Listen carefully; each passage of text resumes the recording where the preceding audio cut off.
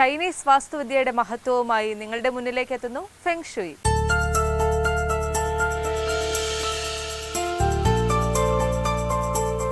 നമസ്കാരം. ഫെങ് ഷുയി സെഗ്മെന്റിലേക്ക് എല്ലാ ലേഡീസ് അവർ പ്രേക്ഷകർക്കും സ്വാഗതം. ഫെങ് ഷുയി സംബന്ധമായ നിങ്ങളുടെ സംശയങ്ങൾക്ക് മറുപടി നൽകുന്നത് Tejas feng shui director doctor Shaji K നായരാണ്. നമുക്ക് സ്വാഗതം ചെയ്യാം. സ്വാഗതം സർ. സർ, നമ്മൾ ഈ പഴയ വീടുകളൊക്കെ റിനോവേറ്റ് ചെയ്യുമ്പോൾ അല്ലെങ്കിൽ പുതുക്കി പണിയുമ്പോൾ ഈ പഴയ ആ ഒരു ചുറ്റളവിൽ നിന്നെല്ലാം വലുതാക്കി റൂമുകൾ വലുതാക്കുക, അതുപോലെ അടുക്കള വീതി കൂട്ടുക, ഇത്തരം കാര്യങ്ങളൊക്കെ ചെയ്യാറുണ്ട്. അപ്പോൾ ആ പഴയ വാസ്തുവിൽ നിന്ന് മാറ്റം വരികയാണ് ചെയ്യുന്നത്. അപ്പോൾ അതുകൊണ്ട് നമുക്ക് വീടിന് എന്തെങ്കിലും പ്രശ്നങ്ങൾ ഉണ്ടാവുകയോ അല്ലെങ്കിൽ വീട്ടിൽ താമസിക്കുന്നവർക്ക് എന്തെങ്കിലും പ്രശ്നങ്ങൾ ഉണ്ടാവുമോ, അത്തരത്തിലുള്ള എന്തെങ്കിലും കുഴപ്പങ്ങളുണ്ടോ ഇങ്ങനെ ചെയ്യുന്നത് കൊണ്ട്?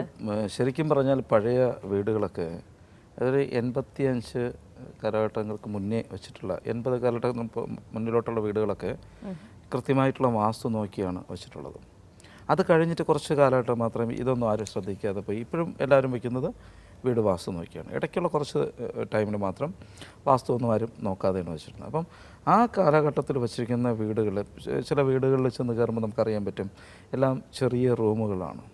ഒരു 8 അടി വീതി 8 അടി നീളമൊക്കെ ഉള്ള ചെറിയ റൂം, ഒരു ബെഡ് ഇടാൻ മാത്രം സൗകര്യത്തിനുള്ള ചെറിയ ചെറിയ റൂമുകളാണ്. അപ്പം ഇതൊക്കെ വാസ്തുപ്രകാരം സൂട്ടബിളായിട്ടുള്ളതാണ് അന്ന് വച്ചിട്ടുള്ളത്. അപ്പം നമുക്ക് ഇങ്ങനെ ഒരു വീട് നമ്മൾ അത് ചെയ്യുമ്പോൾ ആ വീട്ടിൽ നമ്മളൊരു എക്സ്റ്റൻഷൻ നടത്തുമ്പോൾ നമ്മൾ ഒത്തിരി കാര്യങ്ങൾ ശ്രദ്ധിക്കാനുണ്ട്. ഒരു ഉദാഹരണം, നമുക്കിപ്പോൾ 2 കൈയും 2 കാലും ഉണ്ട്, അല്ലയോ? എക്സ്ട്രാ ഒരു കൈ വന്നാൽ നമ്മൾ എന്ത് ചെയ്യും? വളരെ ബുദ്ധിമുട്ടാവും. അതേപോലെ തന്നെ വീടിൻ്റെ കണക്കനുസരിച്ച് ചെയ്തിട്ടുള്ള വീടാണ് പഴയ വീടുകൾ. അതിൽ നമ്മളൊരു എവിടെയെങ്കിലും ഒരു എക്സ്റ്റൻഷൻ നമ്മൾ എക്സ്ട്രാ നടത്തിയാൽ അത് എക്സ്ട്രാ വരുന്ന ഒരു അവയവമാണ് ആ വീട്ടിലോട്ട്. ആ ഒരു രീതി അത് താങ്ങാനുള്ള ബുദ്ധിമുട്ടുണ്ടാവും. അത് വീട്ടുകാർക്ക് ദോഷം തന്നെയാണ് സംഭവിക്കുക. ഈ വീടിന്റെ ഈ ഓരോ ശൈശവം, ബാല്യം, അങ്ങനെയുള്ള ഓരോ ദശകളുണ്ടല്ലോ, അതിലും വ്യത്യാസം വരുമോ? ഈ പുതിയ വീടെന്ന് പറയുമ്പോൾ അല്ലെങ്കിൽ പുതിയൊരു മുറി വെക്കുക എന്ന് പറയുമ്പോൾ അതിന്റെ കാലപ്പഴക്കത്തിന് ഉള്ള ചുറ്റളവിന് വ്യത്യാസം വരും. ഇപ്പം വീടിൻ്റെ ചുറ്റളവ് എന്ന് പറയുമ്പോൾ അതിൻ്റെ അളവ് പണ്ടൊക്കെ ആണെങ്കിൽ കോല് കണക്കാണ്, കോലും അങ്കുലും ഒക്കെയാണ് കണക്ക് വരുന്നത്.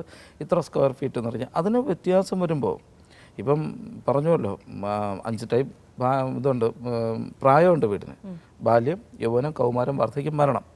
അപ്പോൾ ഇതിനകത്ത് ബാല്യാവസ്ഥയിൽ വച്ചിരിക്കുന്നൊരു വീട് അല്ലെങ്കിൽ ഒരു യൗവനവും കൗമാരം ഇതിൽ വച്ചിരിക്കുന്ന ഒരു വീട് നമ്മൾ കൃത്യമായിട്ടുള്ള ബേസ്മെൻറ്റിൻ്റെ അളവാണത്. ആ അളവിൽ 1-2 ഇഞ്ച് മാറിക്കഴിഞ്ഞാൽ ചിലപ്പോൾ അത് മരണമായി മാറാം. മനസ്സിലാവുന്നുണ്ടോ? അതിനകത്ത് വളരെ ഈ പൂശ് കനം പോലും, അങ്ങനെ ഈ തേച്ചെടുക്കുന്നതിൻ്റെ കനം പോലും നമ്മളത് കാൽക്കുലേറ്റ് ചെയ്തില്ല എങ്കിൽ നമുക്കത് ദോഷമുണ്ടാകും. അപ്പോൾ ഈ പഴയ വീടുകളിലാണെങ്കിൽ കൃത്യമായിട്ടുള്ള കണക്കാണ് അവർ ചെയ്തിട്ടുള്ളത്. അതൊക്കെ നല്ല വാസ്തുവാണ്. കാരണം അങ്ങനെയുള്ള വീടുകൾ, പഴയ വീടുകളിൽ നിന്ന് അവിടെ ജനിച്ച് വളർന്നിട്ടുള്ള എല്ലാവർക്കും ആർക്കെങ്കിലും ഇന്നൊരു ബുദ്ധിമുട്ടുണ്ടായിട്ടുണ്ടോ? എല്ലാവർക്കും നല്ല ജോലികൾ കിട്ടിയിട്ടുണ്ട്. ഇങ്ങനെയൊക്കെ പിൽക്കാലത്ത്, കാരണം അവരുടെ സൗകര്യാർത്ഥം ഈ ആർക്കെങ്കിലും ഭാഗം വെച്ച് ഒരാൾക്ക് വീട് കിട്ടുമ്പോൾ അവർക്കതൊന്നും പറ്റത്തില്ല. കാരണം സിറ്റിയിലൊക്കെ പോയി ഫ്ലാറ്റിലൊക്കെ താമസിച്ച് വരുമ്പോൾ അവർക്ക് ഇത് നോക്കുമ്പോൾ ഈ ചെറിയ റൂമുകളെല്ലാം, അപ്പോഴാണ് അവർക്കൊരു തോന്നൽ ഇതിനിടിച്ച് നിരത്തി വലുതാക്കണം. അങ്ങനെ ചെയ്യുമ്പോഴാണ് നമുക്ക് നെഗറ്റീവായിട്ടുള്ള എഫക്റ്റ് ഉണ്ടാകുന്നത്. ആ റൂമുകൾ പോലും നമ്മൾ പല റൂമുകളും അത് ഇടിച്ച് നിരത്താനൊക്കെ നിൽക്കുമ്പോൾ അതിനെ കറക്റ്റ് അളവ് നോക്കി നമ്മൾ ചെയ്തില്ല എങ്കിൽ നമ്മൾ ഗുണത്തേക്കാളേറെ ദോഷം ചെയ്യും. പിന്നെ എക്സ്റ്റൻഷൻ നമുക്ക് നടത്താം. ആ വാസ്തുവിൻ്റെ അല്ലെങ്കിൽ ആ ഒരു വീടിൻ്റെ ഇപ്പോഴത്തെ അളവ് എന്താണ് അത് കാൽക്കുലേറ്റ് ചെയ്തുകൊണ്ട് എത്ര നമുക്കതിനകത്ത് ആഡ് ചെയ്യാൻ പറ്റും അതാണ് നമുക്ക് നോക്കേണ്ടത്. ആ ആഡ് ചെയ്യുന്നതിനനുസരിച്ച് നമുക്ക് ആ വീടിൻ്റെ ഏജ് മാറ്റി നമുക്കെടുക്കാൻ പറ്റും. ചിലപ്പം ഇപ്പോൾ ഒരു കൗമാരാവസ്ഥയിലുള്ളൊരു വീടാണെന്ന് വെച്ചോളൂ, അതിനകത്ത് ഇത്രയും കൂടെ ആഡ് ചെയ്താലും ആ കൗമാരാവസ്ഥ തെറ്റാതെ തന്നെ നമുക്ക് മെയിൻറ്റെയിൻ ചെയ്ത് കൊണ്ടുപോകാൻ പറ്റും. അങ്ങനെയുള്ള കണക്കുകൾ വരുന്നുണ്ട്. അതനുസരിച്ച് നമുക്ക് നോക്കിയിട്ട് അതിൽ എക്സ്റ്റൻഷൻ, അല്ല നമ്മുടെ ഇഷ്ടത്തിന് അതായത് ഇന്നടുത്ത് ഒരു ടോയ്ലറ്റ്, ഒരു എക്സ്റ്റൻഷൻ. പല കുറേ വീടുകൾ ഞാൻ നോക്കിയിട്ടുള്ളതെന്ന് വെച്ചാൽ പ്രായമായവർ, വയസ്സായ ആൾക്കാർ വീട്ടിലുണ്ടാവും. അവർക്കിപ്പം പുറത്തുള്ള ബാത്റൂമിലൊക്കെ പോകാൻ ബുദ്ധിമുട്ടുകളാണ്. അപ്പോൾ അവരെന്ത്, ഇന്ന സ്ഥലത്ത് സൗകര്യമുണ്ട്, ബാക്കിലോട്ടൊരു ബാത്റൂം, അറ്റാച്ച് ബാത്റൂം, അത് പുറത്തോട്ട് തള്ളി വെച്ചിട്ട് നമ്മളൊരു വാതിൽ.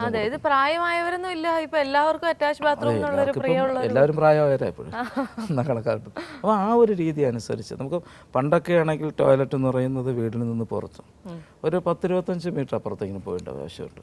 ഇപ്പോഴത്തെ എല്ലാം ബെഡ്റൂമിൽ നിന്ന് കരുത് കാലുവയ്ക്കുന്ന ടോയ്ലറ്റിനകത്താണ്. അതൊക്കെ ഒത്തിരി ദോഷമുള്ള പല എപ്പിസോഡിൽ ഞാൻ പറഞ്ഞിട്ടുണ്ട്. അതിനകത്ത് എന്തൊക്കെയാണ് ദോഷങ്ങൾ വരുന്നതെന്നുള്ള കാര്യം പറഞ്ഞിട്ടുണ്ട്. അപ്പോൾ പഴയ വീടുകൾ നമ്മളെപ്പോഴും കറക്റ്റ് ചെയ്യുമ്പോൾ നല്ലൊരു കൺസൾട്ടൻറ്റിനെ വിളിച്ച് കാണിച്ചതിന് ശേഷം മാത്രമേ വീട്ടിൽ തൊടാൻ പാടുള്ളൂ. അതിനകത്ത് കൃത്യമായിട്ടുള്ള പിന്നെ ഈ അടിച്ചുകൂട്ട് ഇതൊക്കെയാണ് ഉള്ളത്. ഓടൊക്കെ ആയിരിക്കും, അതിൻ്റെ കൂരയൊക്കെ അടിച്ചുകൂട്ടാണ്. അതിനൊക്കെ കൃത്യമായിട്ടുള്ള കണക്കുകളുണ്ട്. അതൊക്കെ മാറിക്കഴിഞ്ഞാൽ നമുക്ക് ബുദ്ധിമുട്ടുണ്ടാകും. അതിന് 4 കെട്ടൊക്കെ വരുന്നത്. ഇപ്പോഴും ആ പഴയ 4 കെട്ടൊക്കെ കണ്ടിട്ട് ആൾക്കാർ കൊണ്ടുവന്ന് 5 സെൻറ്റ് സ്ഥലത്തിലും 4 കെട്ട് ഉണ്ടാക്കുന്ന ആൾക്കാരുണ്ട്. അതൊക്കെ വളരെ ദോഷം ചെയ്യും. ആ വീട്ടിലുള്ള മുതിർന്ന പെൺകുട്ടിക്കാണ് അതിന് ദോഷം. മനസ്സിലാവുന്നുണ്ടോ? പിന്നെ 5 സാറിന് അതിന് ഇത്ര അങ്കുലം കണക്കുണ്ട്. ആ കണക്കനുസരിച്ച് 4 കെട്ടിൻ്റെ ചുറ്റും കൂര മോഡൽ തന്നെ വരണം എന്നൊക്കെ ഉണ്ട്. ഇപ്പോഴത്തെ എന്താ പറയുക, എഞ്ചിനീയർമാരൊക്കെ ഒരു അവരുടെ ഇഷ്ടം അനുസരിച്ചൊരു പ്ലാൻ കറക്റ്റ് ചെയ്ത് കൊടുക്കും. അതൊക്കെ അവർ താമസിക്കാൻ ചെന്ന് കയറുമ്പം തൊട്ട് അവിടുത്തെ ആൾക്കാർക്ക് ഗ്രാജുവലി പ്രശ്നങ്ങൾ സ്റ്റാർട്ട് ചെയ്യും. അങ്ങനെ ഒത്തിരി അനുഭവങ്ങൾ വരാറുണ്ട്. കഴിഞ്ഞ 2-3 ദിവസത്തേക്ക് മുന്നേ ഞാൻ കൊല്ലത്തൊരു വീട് നോക്കാൻ പോയായിരുന്നു. അവരെ വീട് നോക്കാൻ പോയി. അവരെ നോക്കിയിട്ട് തൊട്ടടുത്താണ് അവരെ അനിയൻ്റെ വീട്. അപ്പം നിങ്ങളുടെ ക്ഷേത്രത്തിൽ വന്ന ഒരാളാണ്, അവിടെ നോക്കണമെന്ന് പറഞ്ഞു. എന്താണ് പ്രോബ്ലം? അത് അവിടെയുള്ള അനിയൻ്റെ ഭാര്യയ്ക്ക് 30 വയസ്സോ മറ്റായി. ബെഡിൽ നിന്ന് എണീക്കാൻ പറ്റുന്നില്ല. ഒരു 2 മാസമായിട്ടായുള്ളൂ. അതായത് അപ്പം ആ വീട് കാണണമെന്ന് പറഞ്ഞാൽ ആ വീട്ടിൽ പോയി നോക്കിയപ്പോൾ വീടിൻ്റെ കണക്ക് കറക്റ്റല്ല. അവരൊരു പൂജാമുറി കൊണ്ടുവന്ന് എൻ്റെ തെക്ക് കിഴക്ക് ഭാഗത്ത് വെച്ചു. അഗ്നികോണിൽ പൂജാമുറി വെച്ചു. അതും കിഴക്കോട്ട് നോക്കി വെച്ചിട്ടുണ്ട്. അപ്പം അത് വെച്ച് ബാക്കിയെല്ലാം സെറ്റ് ചെയ്തിട്ട് ഏകദേശം ഒരു പകുതി ഭിത്തി കെട്ടി നിർത്തിക്കുക. അവിടേക്കാണ് ഈ സ്ത്രീ വീണത്. ഞാൻ നോക്കിയപ്പോൾ 2 കാലിൽ ബെൽറ്റ് ഇട്ട് ഒരു റൂമിൽ അങ്ങനെ കിടക്കുക ആൾ അധികം ഏജില്ല, 30-35 വയസ്സിനകത്തേ വരത്തുള്ളൂ. പക്ഷേ ഇതെന്താ സംഭവിക്കാൻ കാരണം? ആ ബേസ് അവരാ വീട് ചെയ്ത് വന്നതിൻ്റെ ഉണ്ടായ ദോഷമാണ്. മനസ്സിലാവുന്നുണ്ട്? അപ്പോൾ അങ്ങനെ അത് നമ്മൾ കൃത്യമായിട്ട് നമ്മൾ നോക്കി ചെയ്തില്ലെങ്കിൽ, പഴയൊരു വീട് അവിടെ ഉണ്ടായിരുന്നു നേരത്തെ, അതിനെ ഇടിച്ചു കളഞ്ഞിട്ട് പുതിയതായിട്ട് അവർ ചെയ്തെടുത്തതാണ്. പഴയ ഒരു ചെറിയൊരു 2 റൂമും ബാക്കിയൊക്കെ ഉള്ളൊരു വീടുണ്ടെന്ന് കണക്കൊന്നും നോക്കാതെ ആ രീതിയിൽ ചെയ്തപ്പോൾ ഉണ്ടായ അനുഭവം. ഇതേപോലെ തന്നെ നമ്മൾ പഴയ വീടുകളിൽ നമ്മൾ കൈവയ്ക്കുന്ന വളരെ ശ്രദ്ധിച്ച് വേണം. അത് ഇപ്പം നമ്മുടെ സൗകര്യപ്രദമായിട്ട് ഡെവലപ്പ് ചെയ്തെടുക്കാം. അതിന് കൃത്യമായിട്ട് കണക്കും കാര്യങ്ങളെല്ലാം നോക്കിയിട്ട് വേണം നമുക്കത് ചെയ്യുക. ഈ അടുക്കള, അതുപോലെ അടുക്കള മറ്റു മുറികളെക്കാൾ ഒരുപാട് വലിയ അടുക്കള എന്ന് പറയുന്നത് ദോഷമാണെന്ന് അത് വലിയ അടുക്കള സാധാരണ പാടില്ല. അതെന്താണ് അങ്ങനെ പറയുന്നത്? അതിനകത്ത് നമുക്ക് ഒരു എന്താ പറയുക, ഒന്നും തികയത്തില്ല എന്ന് പറയും. നമുക്ക് എത്ര കിട്ടിയാലും നമുക്ക് തൃപ്തിയാവത്തില്ല എന്ന് പറയും. സാമ്പത്തികം നഷ്ടപ്പെട്ടുകൊണ്ടേയിരിക്കും, മനസ്സമാധാനം ഉണ്ടാവത്തില്ല. മനസ്സിലാകുന്നുണ്ടോ? അടുക്കള സാമാന്യം. കാരണം ബോംബെയിലും ബാംഗ്ലൂരൊക്കെ ചെന്ന് കഴിഞ്ഞാൽ, ചെന്നൈയിലൊക്കെ ചെന്ന് കഴിഞ്ഞാൽ അവിടുത്തെ അടുക്കളയെന്ന് പറയുമ്പോൾ ഒരാൾക്ക് നിന്ന് കൈകാര്യം ചെയ്യാൻ പറ്റുന്ന സ്ഥലമാണ്. നമ്മുടെ നാട്ടിൽ മാത്രമേ ഉള്ളൂ, കേരളത്തിൽ മാത്രമേ ഉള്ളൂ ഇങ്ങനെയുള്ള പ്രശ്നം. അടുക്കള ഇത്രത്തോളം വലിപ്പം വേണം, ഓടി നടന്ന് ജോലി ചെയ്യണം എന്നൊക്കെ ഉള്ളൊരു ആൾക്കാരുടെ മനസ്സിൽ അത് ഉണ്ടാകുന്നത് കേരളത്തിൽ മാത്രമേ ഉള്ളൂ. പുറത്തോട്ടൊക്കെ പോയാൽ ചെറുതാണ് അടുക്കള, അതിനകത്ത് മാത്രം നിന്ന് കൈകാര്യം ചെയ്യും. ബോംബെയിലൊക്കെ ഒത്തിരി വീടുകൾ നോക്കുമ്പോൾ കംപ്ലീറ്റ് അതാ കാണുന്നത്. അടുക്കളയുടെ വലിപ്പം കൂടാൻ പാടില്ല. എപ്പോഴും മറ്റു മുറികളെക്കാൾ ചെറുതായിരിക്കണം. മറ്റ് ബെഡ്റൂമിന് സാധാരണ ലിവിങ് റൂമിനേക്കാളും ചെറുതാണ്, അല്ലെങ്കിൽ മാസ്റ്റർ ബെഡ്റൂമിനേക്കാളും അല്പം കൂടെ ചെറുതായിരിക്കണം അടുക്കള എന്നുണ്ട്. മറ്റു മുറിയേക്കാളും അല്ല, മാസ്റ്റർ ബെഡ്റൂമിനേക്കാളും അല്പം കൂടെ ചെറുതായിരിക്കണം. ഇപ്പോഴൊക്കെ എല്ലായിടത്തും ഓപ്പൺ കിച്ചണിൽ അറേഞ്ച് ചെയ്യുന്നത്. ആ കിച്ചണിൽ നിന്ന് തന്നെ സാധനം സെർവ് ചെയ്ത് നമുക്ക് അപ്പോഴും അവിടെ വെച്ച് ആ രീതി അനുസരിച്ച് ചെയ്യുന്നുണ്ട്. സ്റ്റുഡിയോ അപ്പാർട്ട്മെൻറ്റ് പോലെയൊക്കെയുള്ള രീതിയിലാണ് ഇപ്പം വീടുകൾ ചെയ്തിറക്കുന്നത് തന്നെ. അത് വളരെ നല്ല രീതിയിൽ നമുക്ക് ചെയ്യാൻ പറ്റും. അതുപോലെ തന്നെ ഈ സ്റ്റെപ്പുകൾ ചെയ്യുന്ന കാര്യത്തിലും ഒരു വീടിന് ഇത്ര 3 സ്റ്റെപ്പ് അല്ലെങ്കിൽ 5 സ്റ്റെപ്പ് അതിനകത്ത് നമുക്ക് ഈസി ആയിട്ട് നമ്മൾ നോക്കുന്നത് പോസിറ്റീവ്, നെഗറ്റീവ്, പോസിറ്റീവ്. അതായത് നമുക്ക് എപ്പോഴും പോസിറ്റീവിലോട്ട് എടുക്കുന്നത്. അതായത് ലാഭം, നഷ്ടം, ലാഭം എന്നുള്ള രീതിയിൽ ആദ്യത്തെ ഏത് വീട്ടിൽ നമ്മൾ ചെന്നാലും ഫസ്റ്റ് നമ്മൾ വലത് കാലിൽ വയ്ക്കത്തുള്ളൂ, ആണോ? അപ്പം വീട്ടിനകത്ത് കയറുമ്പോഴും നമ്മൾ വലത് കാല് വെച്ച് കയറണം. ആദ്യം വലത് കാല് വയ്ക്കും ആദ്യത്തെ സ്റ്റെപ്പിൽ, രണ്ടാമത് ഇടത് കാല് വയ്ക്കും, ഇല്ലയോ? മൂന്നാമത് വലത് കാല് വയ്ക്കും. അപ്പം മൂന്നാമത് വയ്ക്കുന്നത് വീട്ടിൻ്റെ ഉള്ളിലോട്ട് കയറണം.